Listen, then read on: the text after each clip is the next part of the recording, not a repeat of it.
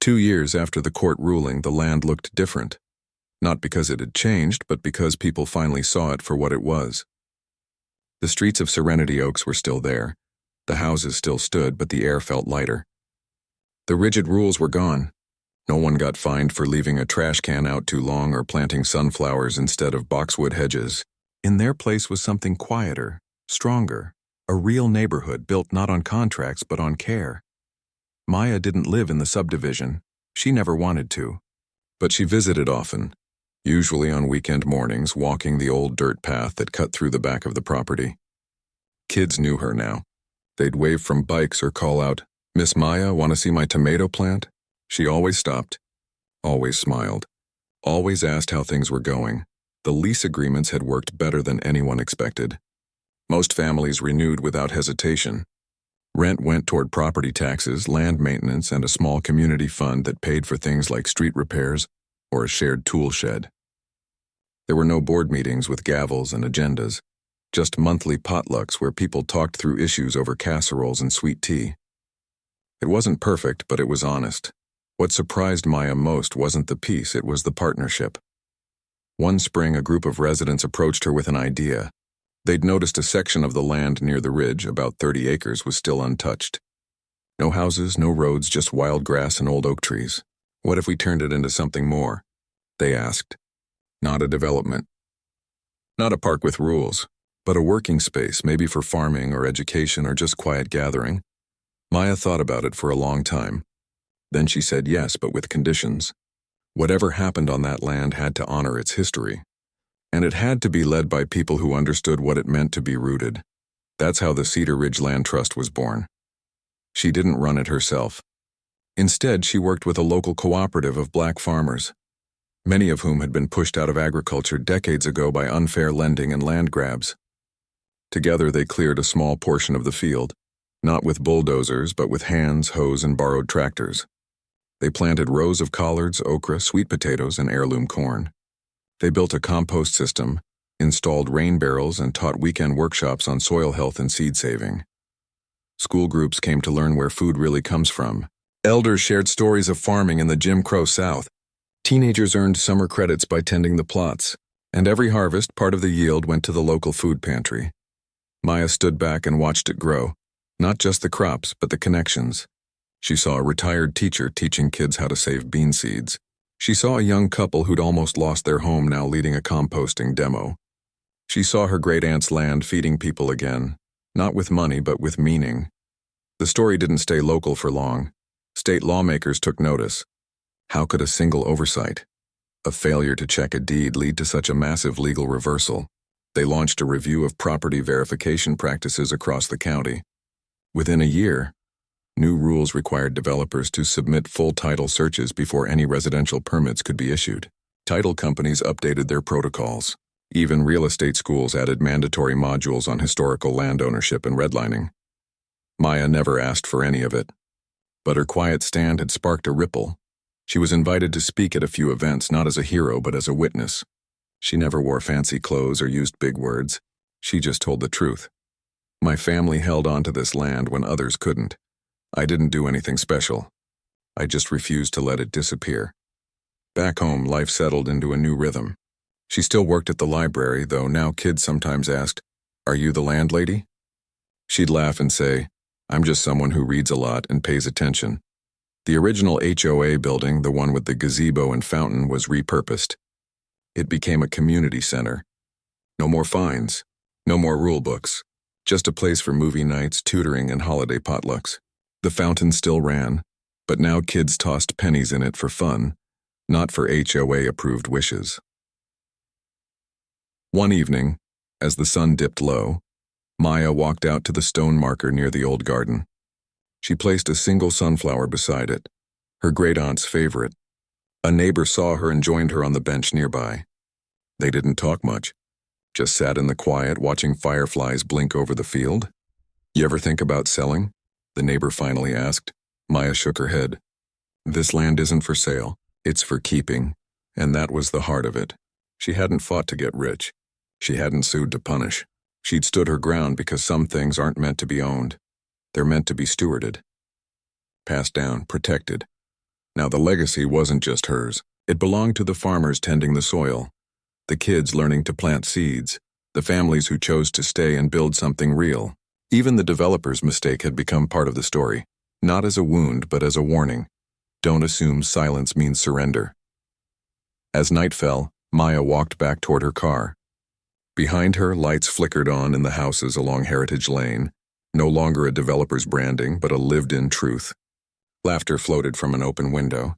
A dog barked. Someone strummed a guitar on a porch. It wasn't perfect, but it was theirs. All of theirs. And for the first time in generations, the land wasn't just surviving. It was thriving. Maya got in her car, started the engine, and drove home. Not as a woman who'd won a battle, but as one who'd helped plant a future. And somewhere in the rearview mirror, the ridge stood tall, quiet, and whole, just as it had always been. The walk home felt longer than usual. Not because the distance had changed, it was still 6 blocks, but because every step carried the weight of what just happened. Maya kept replaying it in her head. The old man's grateful eyes, Carl's furious glare, the way her co-workers had looked away when she passed them on her way out. No one said a word. Not even a quiet sorry. She didn't blame them. In that place, speaking up was like signing your own resignation letter. By the time she reached her building, her throat felt tight, but her eyes stayed dry. Crying wouldn't fix anything. It wouldn't pay the electric bill or cover her brother's next round of tests. She took a deep breath before opening the apartment door, pasting on a calm expression like armor. Her brother was sitting at the small kitchen table, sketching in a notebook, the one thing that still brought him joy even on bad days. He looked up immediately. "You're back early." "Yeah," she said, forcing a light tone. "Slow day. Thought I'd surprise you with lunch." He frowned. "You never come home early." Maya dropped her bag by the door and walked over, ruffling his hair like she used to when he was little. "Well, today's special. How about grilled cheese and tomato soup? Your favorite." He studied her face for a long moment. "Did something happen?" She almost brushed it off. Almost said, "No, just tired." But the truth pressed against her ribs like a stone. "I got let go," she admitted quietly. His pencil stopped mid-stroke. "Fired?" "Technically, yeah. Why?" She sat down across from him, twisting her hands in her lap. "I helped a customer. An older guy. He seemed lost. I gave him a free meal. Carl lost it." Her brother's face hardened. "That's it?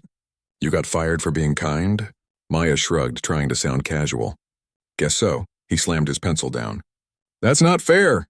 "I know," she said softly. "But fair doesn't pay the bills." They sat in silence for a while. Outside, a neighbor's radio played a faint pop song. A car honked in the distance. Normal life kept going, even when yours felt like it was falling apart. Later that afternoon, after they'd eaten and she'd washed the dishes, Maya pulled out her laptop. She updated her resume, checked job boards, and sent out 3 applications before the sun started to dip below the rooftops.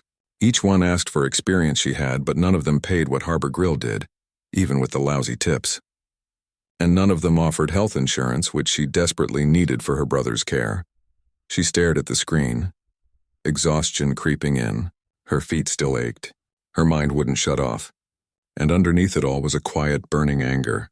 Not at Carl, not really, but at a system that rewarded cold efficiency over basic human decency. That night, she lay awake long after her brother had fallen asleep. She thought about the old man, wondered if he made it home okay, hoped he didn't feel guilty somehow for what happened. She hoped he knew it wasn't his fault. The next morning, Maya woke with a plan. She'd call the unemployment office, check food banks for emergency assistance, and spend the day looking for any job that could keep them afloat.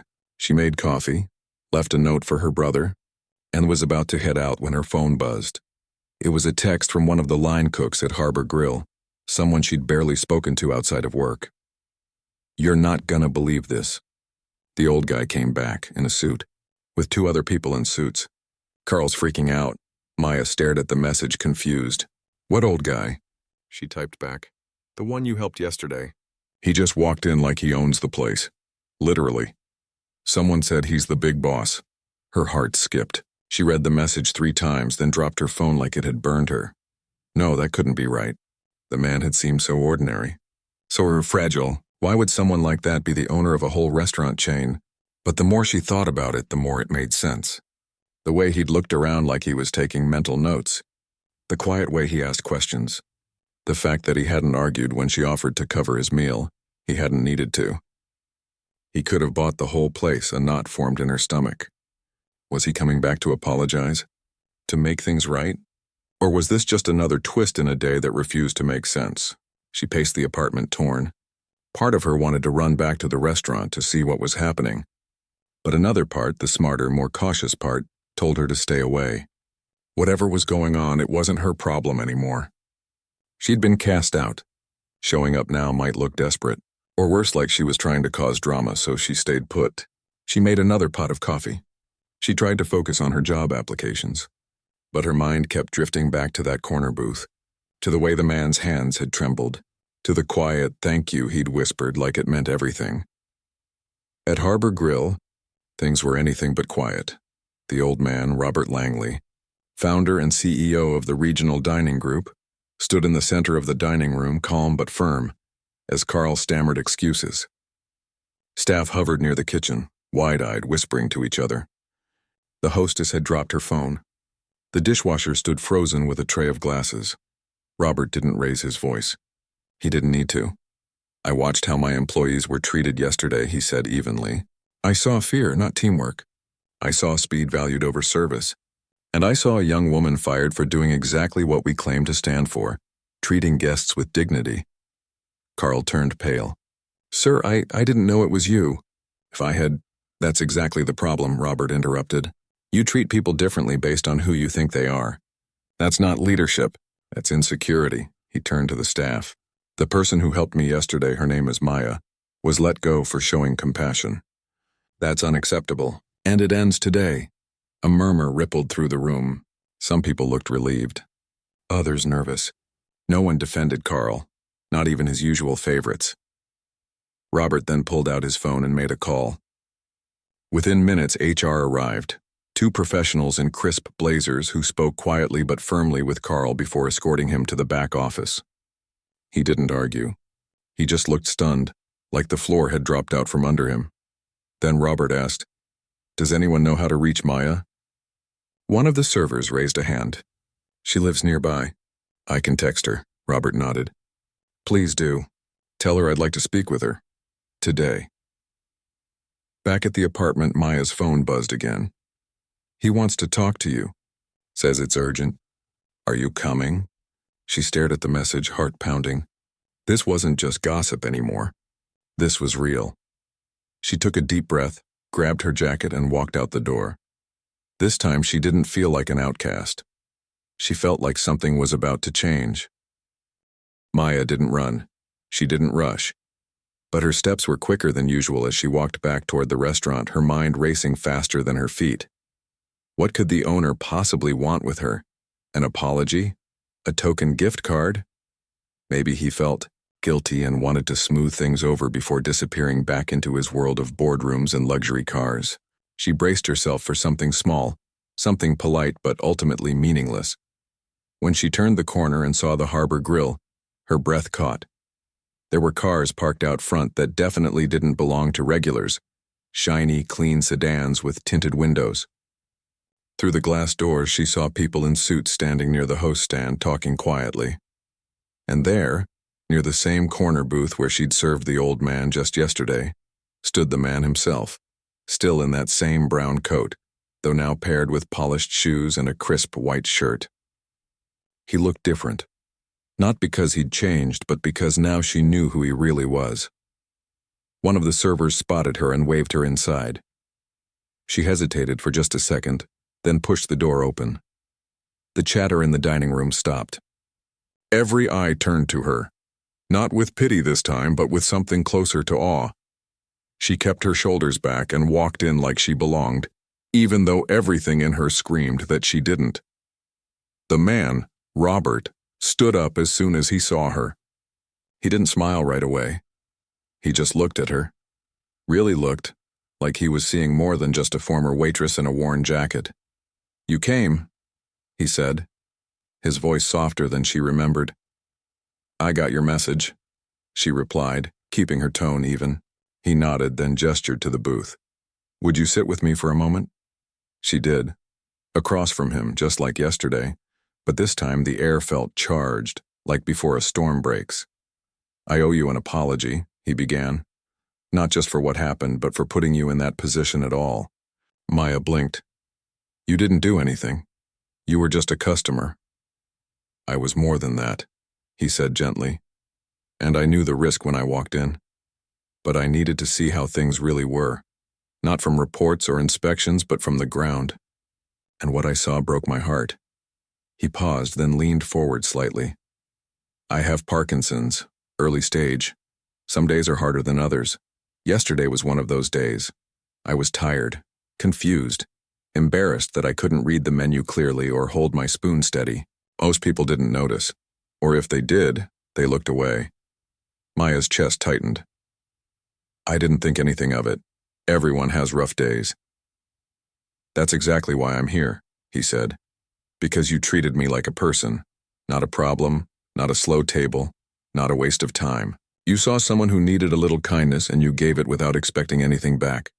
That's rare. And it's powerful." He looked around the restaurant, his expression sad. "This place used to be about people, real connections. Good food, yes, but served with warmth. Somewhere along the way we lost that. We started measuring success in speed and profit, not in how people felt when they left." Maya stayed quiet, letting his words settle. Then he turned back to her. "I fired the manager this morning, not just for firing you, but for creating a culture where kindness is seen as weakness. That ends now." She swallowed. "What does that mean for me?" Robert smiled. Really smiled this time. "It means I'd like to offer you a job, not back here as a server, but as the new supervisor of guest experience for our entire region." Maya stared at him. "You're offering me a promotion? After I was just fired?" "Yes," he said simply. "Because you understand what this business is really about. It's not about turning tables faster, it's about making people feel seen, respected, cared for. And you do that better than anyone I've met in years." She shook her head slowly.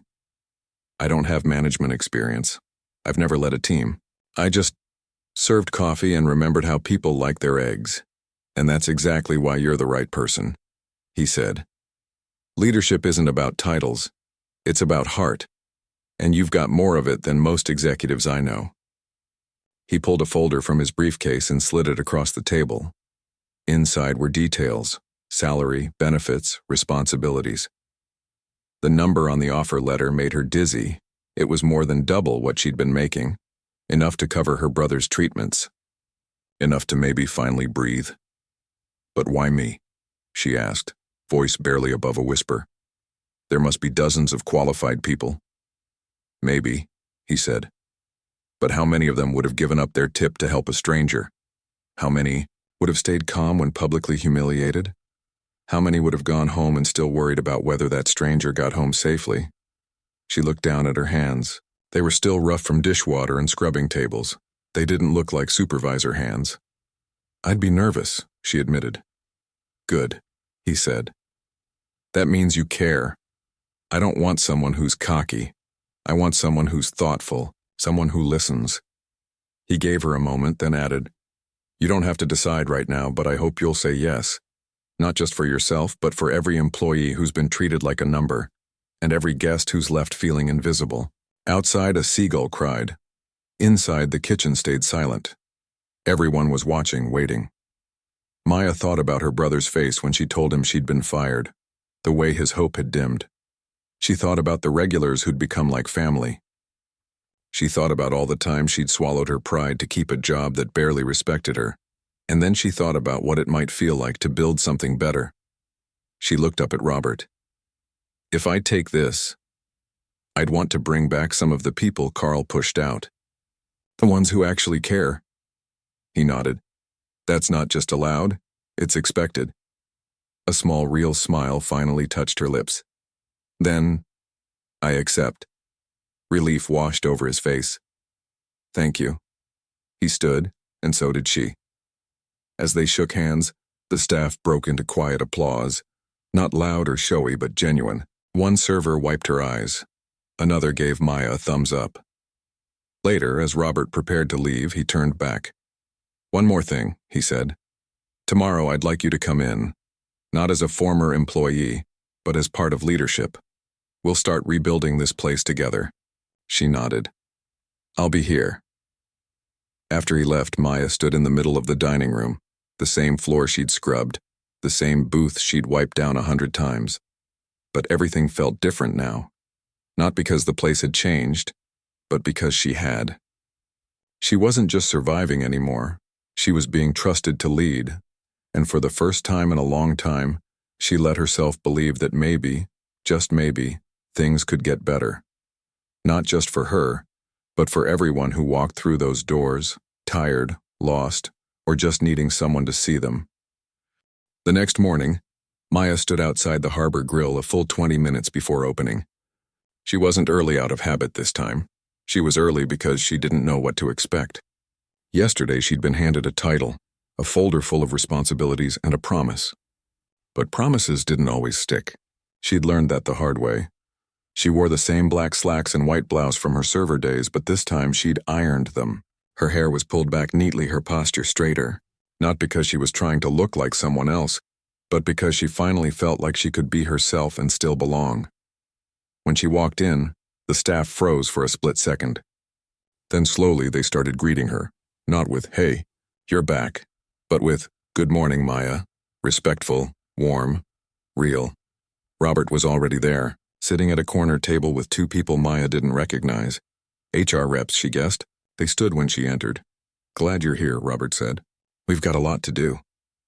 The first hour was a blur of paperwork, policy reviews, and introductions. But then came the part Maya had been both dreading and hoping for, meeting with the team. They gathered in the back dining room, away from the kitchen noise. Chairs were pulled into a loose circle. No one sat at the head. Robert made sure of that. "This isn't about hierarchy," he said. "It's about rebuilding trust." Maya took a deep breath and spoke first. "I'm not here because I know everything," she began, her voice steady despite the butterflies in her stomach. "I'm here because I've been where you are. I've been yelled at for taking an extra minute with a guest. I've skipped meals so I could afford my brother's medicine. I felt invisible in this very room." She looked around, making eye contact with each person. "But I also know what this place could be. Not perfect, but human, kind. A place where doing the right thing isn't punished, it's celebrated." A quiet murmur of agreement rippled through the group. Then, she said the word she'd been waiting to say. "I'd like to bring back Lena and Dev. They were let go last month for performance issues, but really, it was because they stood up to Carl when he cut their hours without warning. If they're willing, I want them back with full back pay and restored benefits." Silence. Then someone clapped. Then another. Soon the whole room was applauding. Not for her, but for the idea that fairness might actually return. Robert nodded. "Consider it done. HR will reach out to them today." Over the next few days, Maya didn't sit in an office. She didn't hand down orders from above. Instead, she walked the floor, just like before, but now she listened differently. She asked servers what would make their shifts easier. She talked to cooks about menu changes that could reduce stress during rushes.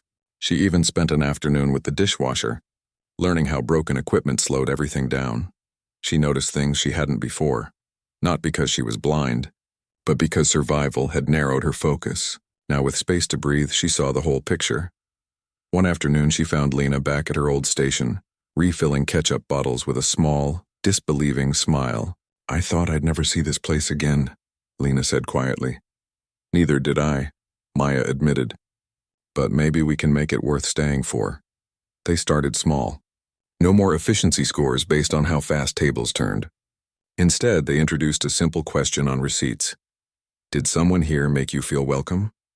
If a guest wrote a name, that person got a small bonus, and public recognition at the weekly team huddle.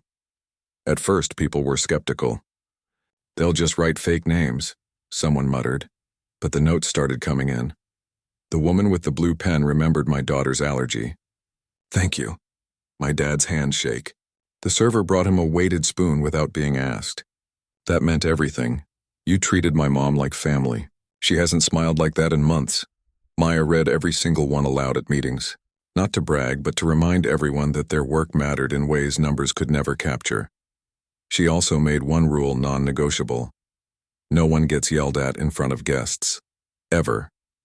If there's an issue, it's handled privately, respectfully. We're a team, she told them, not soldiers in a war. Slowly, the mood in the restaurant shifted. Laughter returned to the kitchen. Servers started covering for each other during breaks. Even the regulars noticed. Mr. Delgado, the eggs over easy guy, pulled Maya aside one morning. "You look happier," he said. "I am," she replied. "Good. This place needed you." But the real test came during a busy Saturday dinner rush. A guest complained loudly that his steak was overcooked. In the old days, Carl would have forced the server to comp the meal and take the hit on their tips. But now Maya stepped in. She listened calmly, apologized sincerely, and offered to have the kitchen redo the steak, on the house. Then she turned to the server, who looked ready to cry. "It happens," Maya said gently. "Next time, just double-check the temp with the chef before plating. We've got your back." Later, the guest came back to the counter. "I was rude earlier," he admitted, "but you handled it like a pro. Keep doing what you're doing." That night after closing, the team stayed late, not because they had to, but because they wanted to. They shared leftover desserts, swapped stories, and for the first time in years, it felt like a family. Maya called her brother that evening. "How's work?" he asked. "It's different," she said. "Better. Like I'm finally part of something that matters." "You always were," he replied. "You just needed a place that saw it too." She smiled, looking out her window at the city lights. The bills were still there. Life wasn't suddenly easy. But for the first time, she wasn't just scraping by, she was building something. And tomorrow she'd do it all over again. Not because she had to, but because she believed in it. Because kindness, it turned out, wasn't weakness.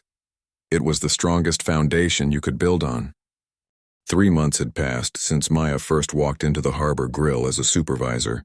The place hadn't changed much on the surface. The same slightly squeaky booths, the same view of the harbor with its endless parade of cargo ships and gulls, but everything about it felt different. Now lighter, warmer, like someone had opened a window in a room that had been sealed shut for years. She arrived early that morning, as she always did, but not to clock in or prep her station. She came to check in, with the team, with the space, with herself. She still wore her uniform, though now it came with a small embroidered name tag that read, "Guest Experience Lead." She'd insisted on keeping it simple. No fancy titles. Just her name and a reminder of what mattered. Inside, the kitchen hummed with calm energy. Music played softly. A playlist the staff had voted on, not something Carl used to blast to keep people moving. Lena was training a new server, showing her how to balance 3 plates without spilling. Dev, back from his forced leave and now assistant shift lead, was calmly walking a nervous line cook through a tricky order. No shouting, no panic. Just patience. Maya grabbed a coffee pot and started refilling cups at the counter, not because she had to, but because she liked it. She liked the rhythm of it, the quiet thank you from a tired trucker, the way Mrs. Chen always tapped her cup twice when she wanted more. These small moments were the heartbeat of the place, and she never wanted to forget them. Later that week, the regional office would roll out Maya's Kindness First initiative across all 12 locations in the group. It wasn't a rigid program with scripts and checklists. It was built on 3 simple ideas: see people, listen deeply, and act with care, even when no one's watching. Staff would be trained not just on how to serve food, but on how to notice when someone might be having a hard day, how to offer help without making someone feel small, how to say, "Take your time," and mean it. But today wasn't about expansion or policy. Today was about this place, this team, this quiet, steady healing. Around noon, the door chimed, and in walked the man in the brown coat. Robert hadn't visited since that first day he revealed himself.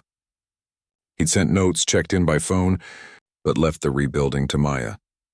Now he stood just inside the entrance, looking around like he was seeing the restaurant for the first time. Maya spotted him immediately and walked over.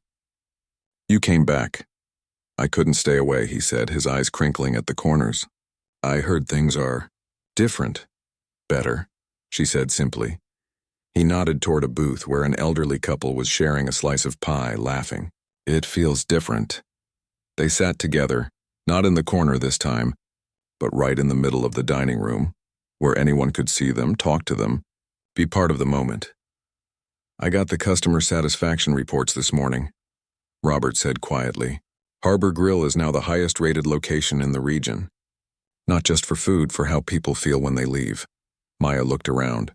A young mom was eating alone, her baby asleep in a carrier beside her. One of the servers had quietly brought her a high chair, just in case, and a warm blanket for the baby. The mom had tears in her eyes when she said thank you. That's not my doing, Maya said. It's everyone's. That's the point, Robert replied. You didn't try to do it all yourself.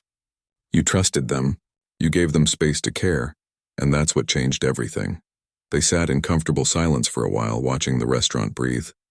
Then Robert said, I've been thinking, I'd like you to join the leadership council, not just for guest experience, but for shaping the future of the whole company. We need more voices like yours, grounded, honest, human. Maya didn't say yes right away. She'd learned that real change takes time, and that saying no to power is sometimes as important as saying yes. I'll think about it, she said, but only if I can keep coming here. This is where I belong, he smiled. That was never in question. Later that afternoon, as the lunch rush wound down, Maya walked through the kitchen, thanking each person by name. She stopped by the dishwasher, who'd been with the place longer than anyone. Your station's spotless, she said. He grinned. Feels good to be seen. That night after closing, the team gathered not for a meeting, but for a small celebration. Someone had baked cookies. Someone else brought lemonade. They sat in the dimmed dining room, laughing about old mishaps and new wins. Maya looked around at the faces. Some she'd worked beside for years. Others she'd just met, but all of them now part of something bigger than a job. They weren't just co-workers. They were proof that kindness could be a strategy, that respect could be a policy, that one person's courage to do the right thing could ripple outward and change everything. When she got home, her brother was waiting up. How was your day? He asked. Good, she said, kicking off her shoes. Really good. He handed her a drawing he'd made, a sketch of the Harbor Grill, but with sunlight streaming through the windows and people smiling at every table. In the corner booth, two figures sat together, one in a brown coat, one in a white blouse. You're famous now, he teased. She laughed. Not famous, just finally where I'm supposed to be. And as she looked at the drawing, she realized something. She wasn't just building a better restaurant. She was helping build a world where people like her brother, people who are tired, scared, or struggling, could walk into a place and feel like they mattered. That was worth more than any title. The next morning, she'd be back. Not as a hero, not as a boss, just as Maya, refilling coffee, remembering names, and reminding everyone, one small act at a time, that being human is the most important part of the job.